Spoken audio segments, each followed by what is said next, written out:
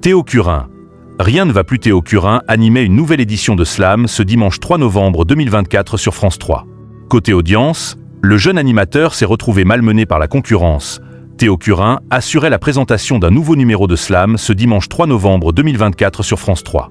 Jean-Paul, l'actuel champion, était de retour pour une seconde participation. Dans cette édition, il était opposé à Hélène et Gaëtan.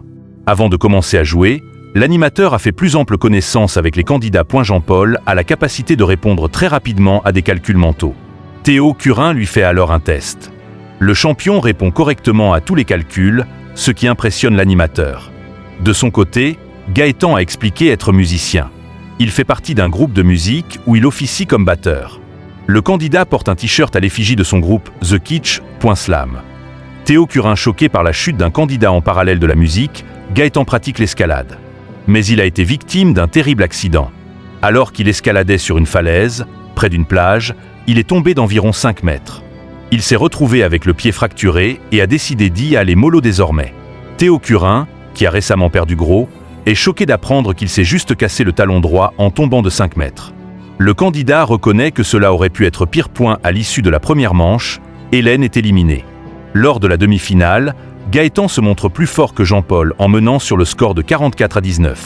Ainsi, il s'assure d'être le nouveau champion. Avec un score final de 44-32, Jean-Paul se retrouve donc détrôné et repart avec 400 €. Pour sa première finale, sur le thème « Alors on danse », Gaëtan remporte 400 €. Théo Curin, lourdement sanctionné cette édition de Slam, proposée entre 17h27 et 18h04, a réuni 1,09 million de téléspectateurs, soit 8,6% de part de marché sur les 4 ans et plus. Sur une semaine, le jeu chute de 3,5 points de part d'audience. De plus, il s'agit de la moins bonne performance pour un dimanche depuis le 6 octobre 2024. Slam se retrouve battu par TF1, France 2 et même par le Grand Prix du Brésil de Formule 1 sur Canal+. Le jeu parvient à se classer devant France 2 dès 17h56, soit pendant la pub entre la fin des Un dimanche à la campagne et le début des Enfants de la télé.